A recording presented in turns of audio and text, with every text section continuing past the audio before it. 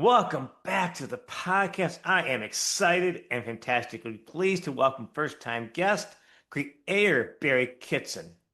He has worked on a lot of projects over the years, Azrael, JSA Strange Adventures, Teen Titans, just to name a few.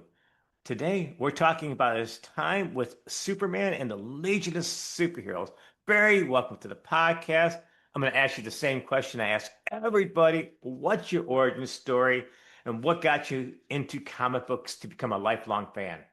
It was pretty simple, really. I discovered American comics in the UK when I was about 5 or 6 years old and just fell in love with them immediately. And particularly Jack Kirby. I thought Jack Kirby was way beyond anything I'd ever seen before, because English comics always used to have very small panels. And then to see American comics and Jack Kirby's splash pages and things like that completely blew me away. I can't remember the very first comic I saw, but this is back in the early 60s. Okay, so that would have been before you even did anything with the DC or anything. Yeah, I began drawing my own daily comic strip when I was at school, when I was still in primary school. So did you always envision yourself being a creator as a comic book artist?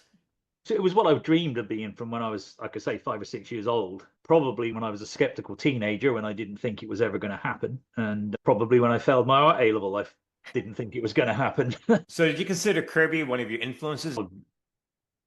Just about everybody who was a professional artist at the time, but mainly Kirby to start with, Neil Adams when he came along, Gil Kane always, Nick Cardy, Wally Wood, just any of the Silver Age greats, you name them. And I was incredibly lucky and amazed that I actually got to know some of those people and become friends with them later in life. I am so like, I wish I could have met some of those older people that when they were still around myself. Your first work was Spider-Man from Marvel UK. Was that correct? That is correct, yes. And from there, you landed at 2000 AD for a while. Is that also correct? That is correct, yes. I also was the first artist to draw Transformers in the UK. I actually did the publicity insert mini comic for Hasbro's launch of the toys in England. So how did it feel when you broke into the industry? I made it. I was in my early 20s. I was teaching English in a high school and just drawing for my own amusement. And a well-known artist called John Stokes, who you may have heard of, he used to work on Warrior alongside Alan Davis and Alan Moore. He saw some of my drawings and he left his contact number at the local comic shop and told me to ring him. He looked at my work and he gave me editors' phone numbers and said I could use his name as a reference. And so I went and showed editors my work. Marvel liked it, but they said, "What have you had published?" And I said, "I haven't had anything published." And they said, "We only use published artists." So I said, "What happens if everybody says that?" And they didn't really have an answer to that. But I asked them if maybe they could just give me an old script that I could practice on and show them that again. And they said they would do that. They never sent me the script. I rang up. The editor I spoke to was no longer there. They said, "Come back down and meet the new editor." So I went back to London, walked into the office, and Marvel was a big open office where everybody could see each other. I walked in and everybody remembered me from this party and everybody was going, "Oh, Barry, good to see you again." And I sat down with the new editor who hadn't been in the job many days. And he told me later that he thought, "Oh my goodness, everybody knows this guy. I better give him some work." And so I sat down and showed him my work. And he said, "The only thing I can offer you at the moment is Spider-Man. Are you interested?" And so I said, "Of course." He gave me the script, said, "Go away, draw the first 2 pages. If I like them, you've got the job." And that was how I came to draw Spider-Man as my first ever work. And I was inked by Mark Farmer, who made me look great. How long did you ink the Spider-Man? I drew it. Mark Farmer inked it. I drew 2 issues. It was a Spider-Man adventure set in England. So they had it done by English creators. Okay. So you've done a lot of iconic characters in those various stories. How do you approach drawing different characters? That's a good question. I think I approach everyone differently. Certainly at the beginning, when I was just starting, I would try and mimic my favorite artists on those characters. So like when I did Judge Dredd, I was totally in awe of Brian Boland and tried to make my Dredd look as much like his as I could, because I couldn't mimic people like Mike McMahon or Carlos Esquera because their style was just way too far away from mine. But then as time's gone by, I think I just try and think about what I think the core of any character is and try and work towards that. The ones I have most trouble with are iconic ones, especially characters like Captain America, which is he's an American icon and I'm not an American. And so it makes me nervous to be messing with another country's icons. Do you have a routine or philosophy when you're working on a project? How do you go about creating comic books on your end? I don't have any set routine. In fact, I change it up as often as I can. Sometimes now, when I look back on doing things, I sometimes look at some of my old work, and it actually interests me as to how I did it. But I've always done a lot of preparatory work. He often told me that if I didn't do so much preparatory work, I could probably do 3 books a month. But I do enjoy knowing when I do get to the final page, knowing exactly what it's going to look like in my head, at least. Sometimes I wish I had more spontaneity, and I really admire some artists who just go for it and see what comes out. But unfortunately, it's just not my personality. So I usually start, I always have, and I always will start with thumbnails of a page about say so big, where I work out what the storytelling is going to be. And sometimes I'll then do a version of the page without any line work, just black areas, to see if you can read it from just where the shadows are and things like that. In fact, 2 issues of Shadow of the Bat were produced from my roughs on vellum, actual size of the comic. I used to just send them into the editor because I used to like looking at them. And then at one point, the inker was behind schedule, and so they just printed 2 issues from my vellum marker black line stuff and didn't explain to the readers what they'd done. And so I got a lot of letters saying, "Why have you changed your style? Why have you suddenly stopped doing any line work?" And for the people who didn't like it and wrote in, I used to read all the letters, and I did the letter columns in Legion. And anybody who wrote in and complained, I sent them one of the actual vellums and said, "You've now got one of the original pages of that comic that you didn't like. You're welcome to throw darts at it, set fire to it, or whatever." But everybody wrote back and said, "Oh, now we understand." So you worked with some iconic writers like Mark Waid, Alan Grant, Danny O'Neill, Keith Giffen. How did you adapt your story to their storytelling? Everyone was different. When I work with Mark, basically I do all the visual storytelling. He doesn't break. We work plot, pencils, dialogue. So that's very easy. So any story I've done with Mark, that is just purely my visual storytelling. There's no compromise there. With Keith, he really taught me storytelling because he did his scripts in the form of about A4, like 7 by 10 penciled pages, basically, just very loose, but you could see everything in the panel. And that was a great help for me early in my career. He really did a lot to help me. Who else did we mention? With Any Alan, Alan? again, we did basically the same as I worked with Mark. When I first started working with him on 2008, he gave me full scripts. But I've been very lucky with most writers I've worked with. The more I've worked with them, the more they've trusted me and the more opportunity they've given me to do the storytelling. The one exception was on Israel with Denny O'Neill, who Denny always wanted to do full scripts. That much that I loved the character, but it was probably my least comfortable long assignment because it was the one where I was having to follow a script as opposed to pacing the story myself. I had a lot of respect for Denny because he'd written some of my favorite comics when I was a kid. He'd written Green Lantern, Green Arrow, and so I didn't want to disappoint him, but I found it hard to curtail what I thought the pacing of a story would be to Denny's storytelling rhythm, which probably wasn't quite in sync with mine. Okay. So how did you come about inking your own work? That is a very good question. I began inking because in the UK at the time when I began, basically everybody inked themselves. The only inker as such in the UK was Mark Farmer.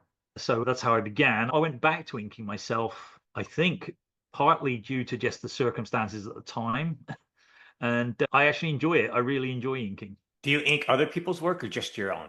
I would love to do more inking of other people's work. I always thoroughly enjoy it. I had an opportunity to ink an Art Adams piece a couple of years back, and I actually loved it. How do you feel about other inkers on your projects? I've been very lucky. I've had some great inkers, Mark Morales and Mick Gray, James Pascoe, Ray McCarthy. I've been very lucky. One or two, I've found it difficult to see why they've made some of the decisions they made, but that's just the nature of the beast. Are you a detailed penciler when you pencil your pages? Yes, very. Probably too much.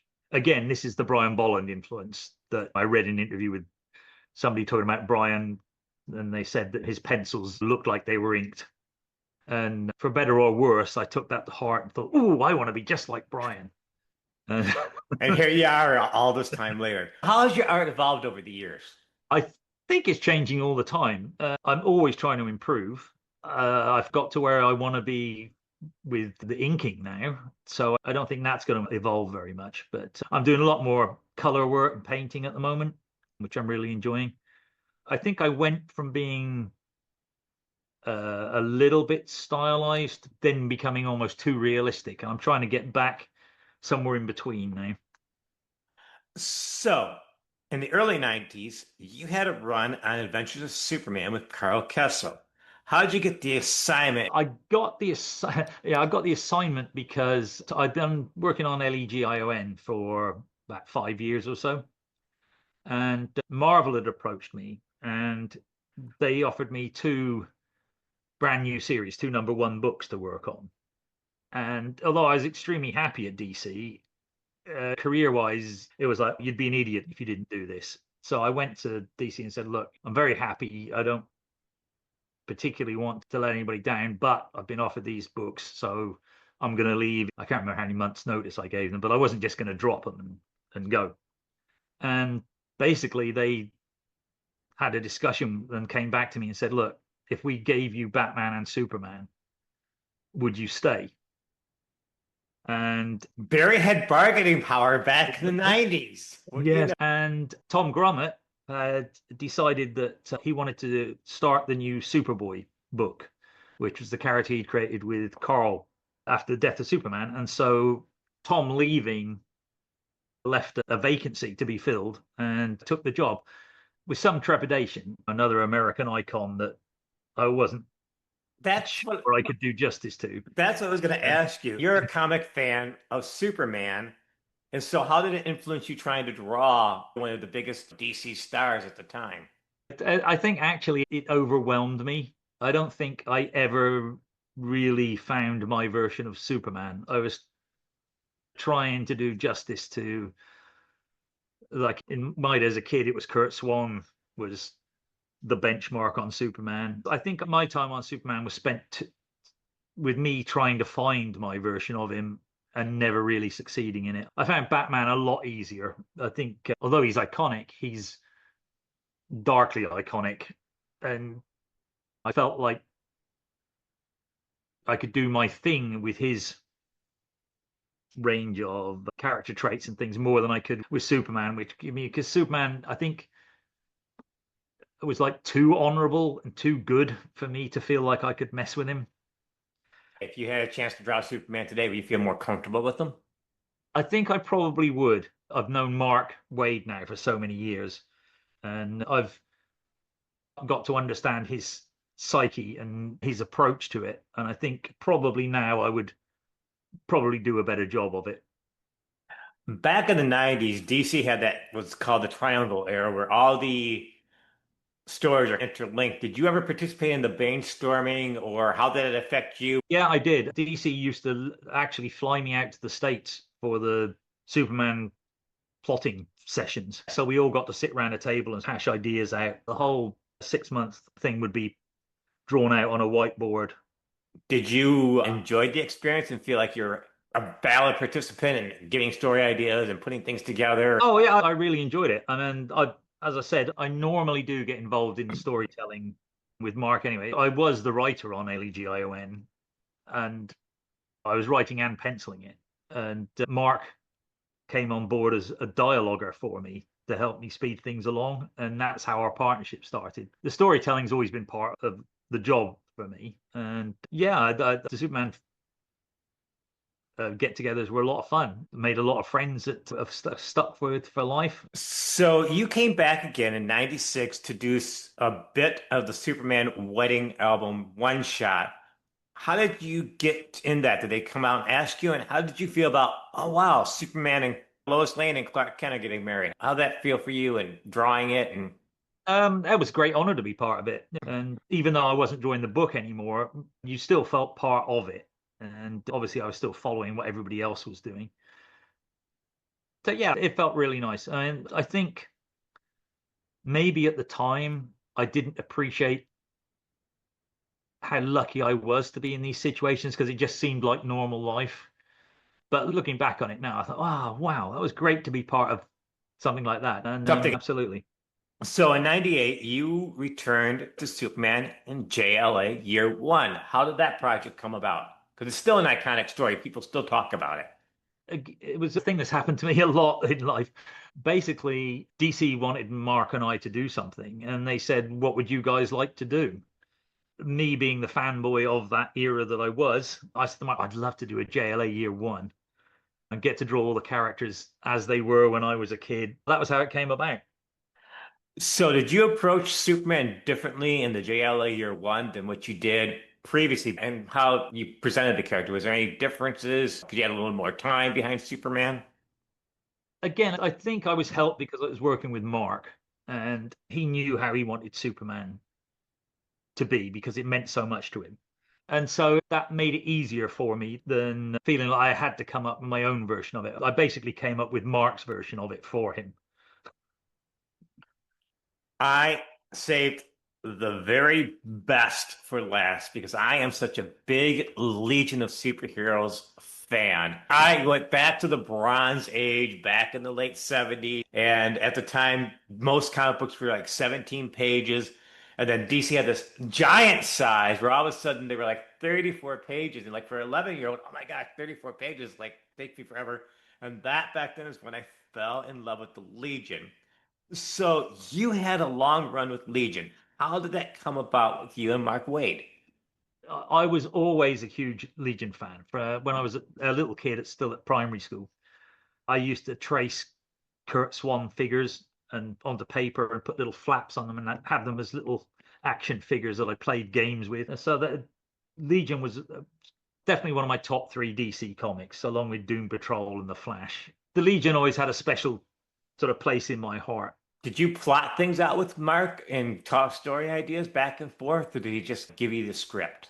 We the same way as we always worked. We would get together and we'd discuss the plot and what we wanted to happen in each. We had a game where we would try and outdo each other.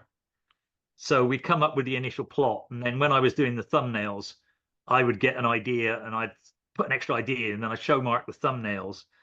And if he liked my idea, he'd try and come up with a better idea as well. Yeah, we've always enjoyed working together. I think we'll probably always work together. Yeah, so one of my favorite stories to tell when on the Legion was when Mark sends me his plot, it would be things like page one, such and such happens. But then one particular plot, it was, and I've still kept this original typed plot from him. It's like pages 5 to 12, they fight. And then in brackets, another X amount of dollars for me. And that was the entire thing.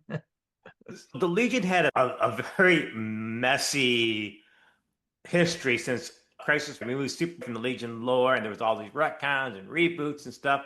How did it affect you two working on Legion?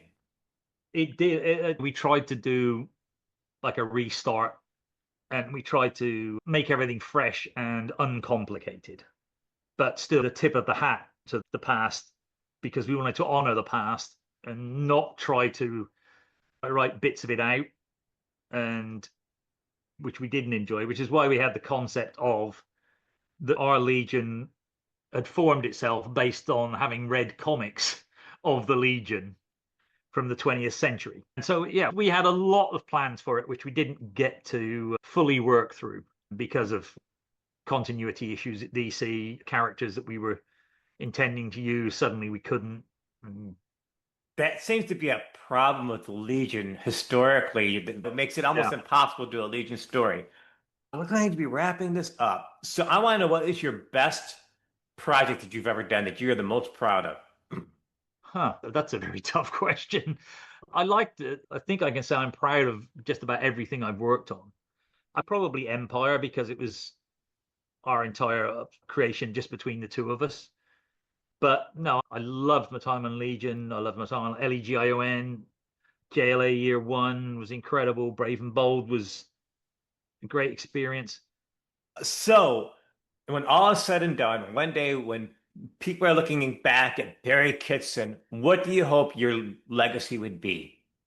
I hope it would just be that I showed my love for the characters, basically, in my art. I think people know that. I'm still a fanboy at heart. I still love those characters. I still collect comics. I spend more time reading the comics I had from when I was a kid still, but I wouldn't like to be thought. Some people seem to go into the industry to try and become superstars and make money.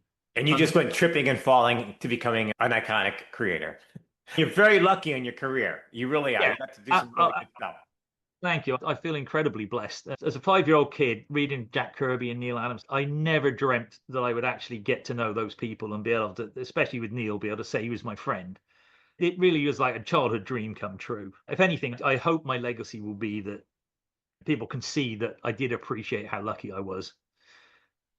This has been a very fantastic taping. I want to thank you for joining me today, and I hope you also enjoyed the experience. Oh yeah, it's been great. As you probably gathered, I can talk at endless length about comics. Thank you so It's much, Barry. been an absolute pleasure. All right.